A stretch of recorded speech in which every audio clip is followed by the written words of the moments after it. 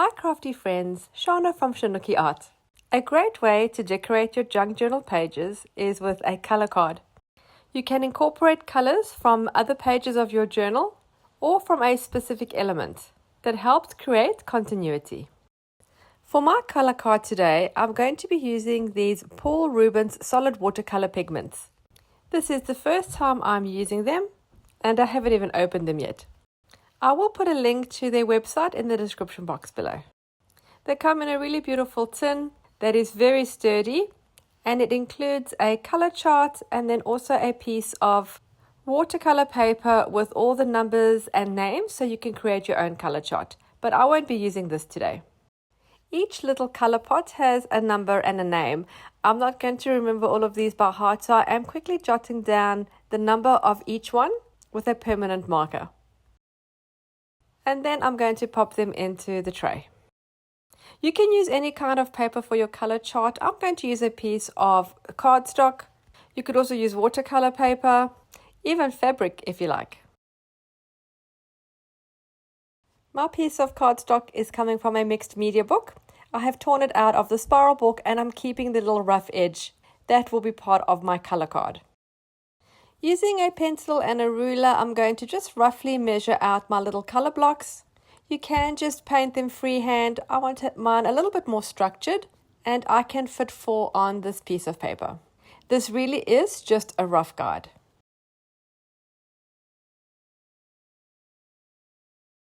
My little blocks are roughly 2 centimeters down and 5 centimeters across.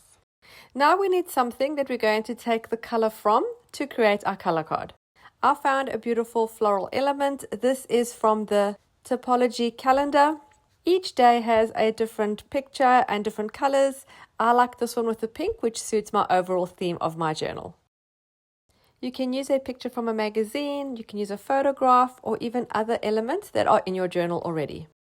I spray the watercolor pots with some water just to get them softened, and then I'm going to start trying to create those pinks that are in the rows of my picture. Now this doesn't have to be the exact color, it really is just for inspiration. And what I find the easiest to do is to create sort of the first color, which will be like of a medium tone, and then just add white to it to make a lighter tone, and then a little bit more of the darker color to make it darker. So you've got the same color basically in 3 different tones. That's what I did here, and it ended up matching the colors really nicely. Because we're using watercolors, obviously it's quite a liquid paint and it is pooling a little bit on the color card. I don't mind. I am lifting the paper and moving it from side to side, allowing that color to move, and it is going to dry unevenly, which I personally like. If you want more of a smoother finish, you can take a paper towel and just dab down the puddles.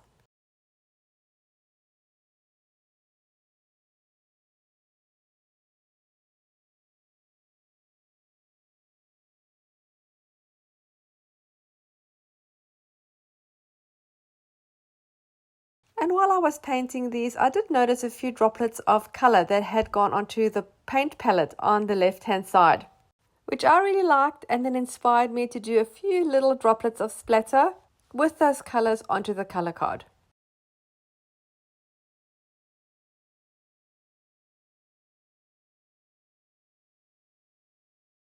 And then for the 4th color, I'm going to try and get a green that is in the background of my rose. And I think it is a good balance with the 3 other blocks that are the pinky peachy color.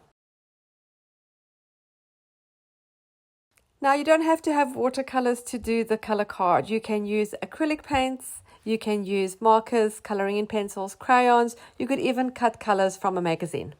We're then going to dry this well. It's time to add it to our journal.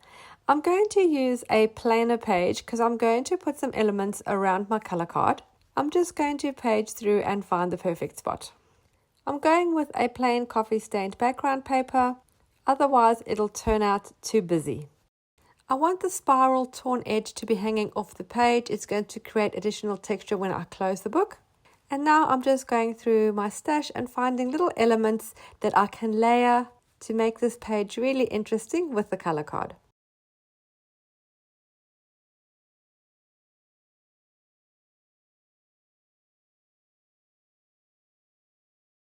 Layering like this can sometimes take some time.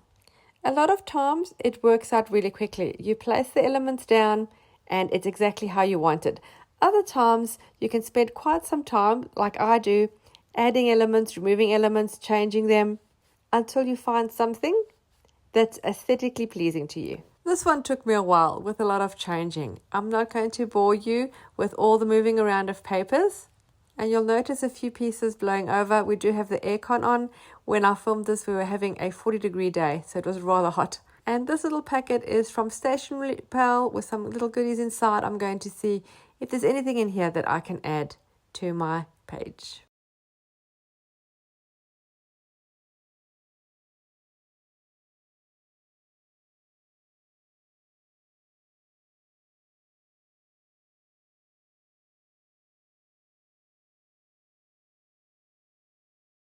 Before I change my mind too much, I am going to stick down these two pieces, the book page on the side and then the actual color card. I'm using double-sided tape for this.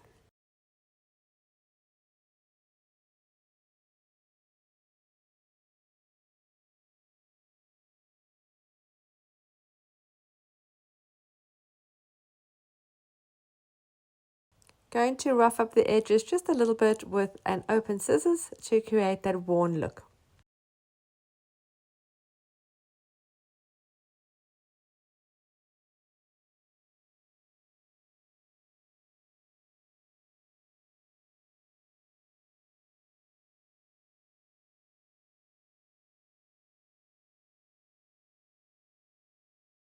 And then realized I actually wanted elements behind the color card. Thankfully, the double-sided tape unstuck pretty easily so I could slip some papers behind there.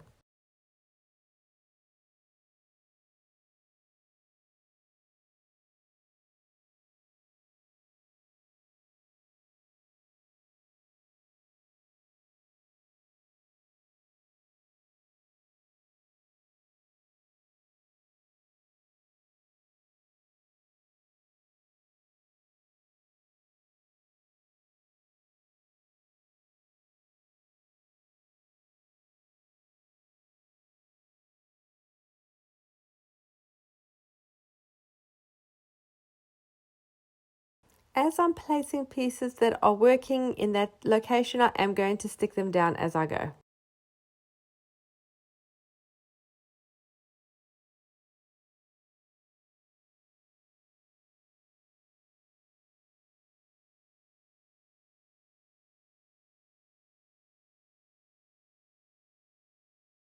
I love using numbers and handwritten things for my vintage journals.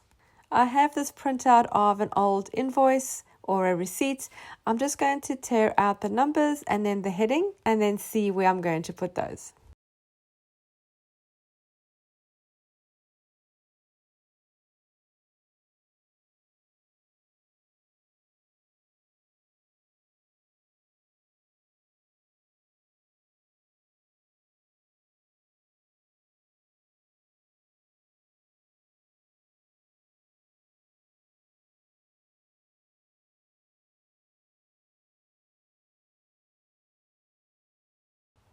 Finally found a way I like it, so I'm going to stick it down.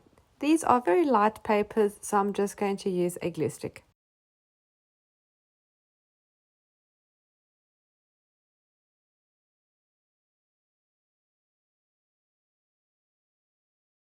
That heading at the top that I'm going to stick is going to go onto the left page. It can overspill onto other pages. It doesn't always have to be cut exactly.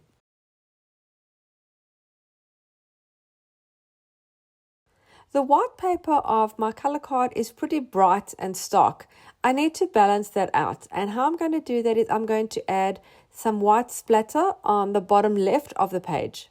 Using watered down acrylic paint, I'm just covering the areas I don't want to have splatter, and then using a fan paintbrush making small droplets everywhere else.